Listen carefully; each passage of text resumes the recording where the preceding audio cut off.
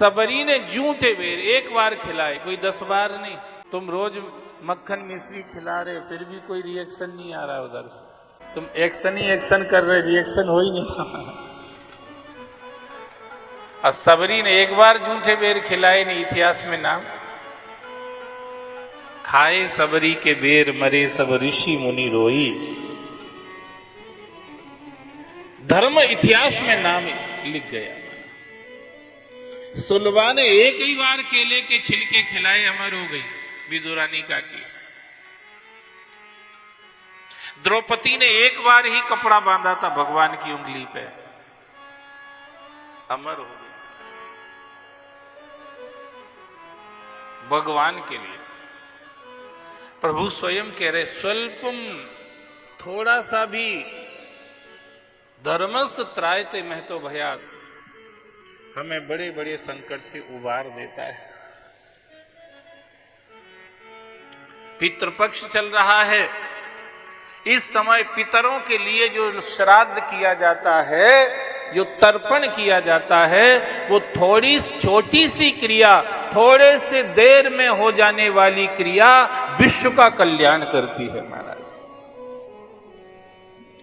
पंडित लाल बिहारी मिश्र की नित्य कर्म पूजा प्रकाश पुस्तक है, जो गीता प्रेस से प्रकाशित है। उसको अगर आप पढ़ेंगे तो ये चीज आपको वहां मिल जाएगी महाराज।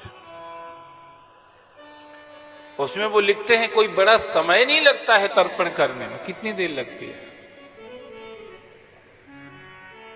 नहाए, अगर किसी पवित्र गंगा इत्यादि नदी में स्नान कर रहे तो उसी में ही तर्पण हो जाएगा।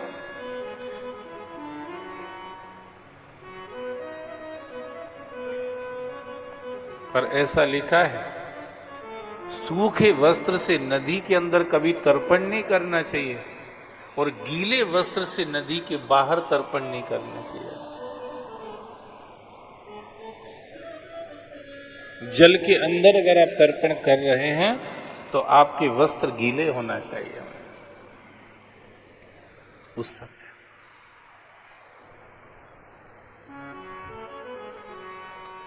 जल के बाहर अगर आप तर्पण करते हैं तो उस समय आपके वस्त्र गीले नहीं होना चाहिए, सूखे होना चाहिए। पर देर कुछ नहीं लगती है।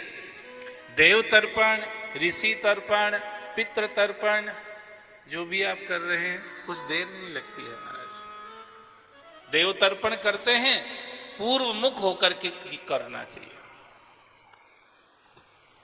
ऋषि तर्पण करते हैं उत्तर मुख होकर के करना चाहिए, और अगर पितृ तर्पण करते हैं तो दक्षिण मुख होकर के करना चाहिए।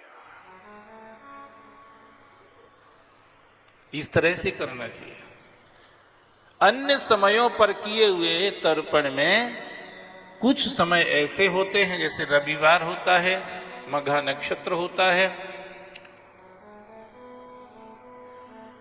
प्रतिपदा, षष्ठी, एकादशी, ये जो तिथियां होती हैं, इनमें तर्पण करते समय भी तिल नहीं उपयोग करना चाहिए। पितर तर्पण के लिए काला तिल श्रेष्ठ माना गया है। पर इन तिथियों में रविवार का दिन है, जैसे इस दिन तिल नहीं डालना चाहिए जल में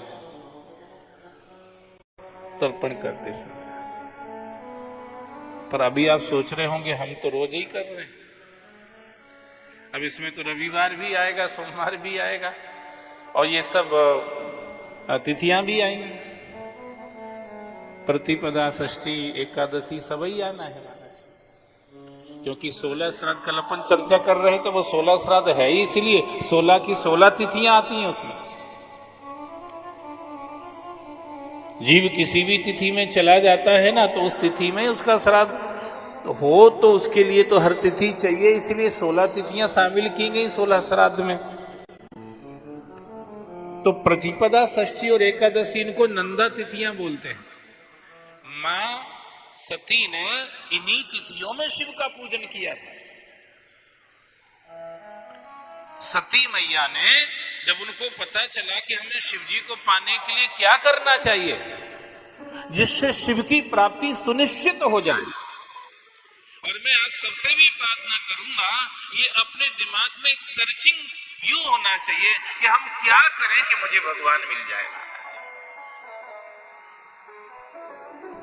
ऐसे ही मत किया करो, ये कर रहे तो हम भी कर देंगे, उनको देखा है तो हम भी करने लग जाएंगे। अब बुरा तो नहीं है, चलेगा, वो भी ठीक है। अपन कोई भेड़ के पीछे भेड़ तो नहीं चल रहे हैं, चल तो हंस चाल ही रहे हैं, पर फिर भी हंस चाल में भी थोड़ी गुंजाइश है। आप हंस चाल से भी ऊपर एक परमहंस की चाल होती है महाराज। मन में लागी चटपटी, ये परमहंस की चाल है।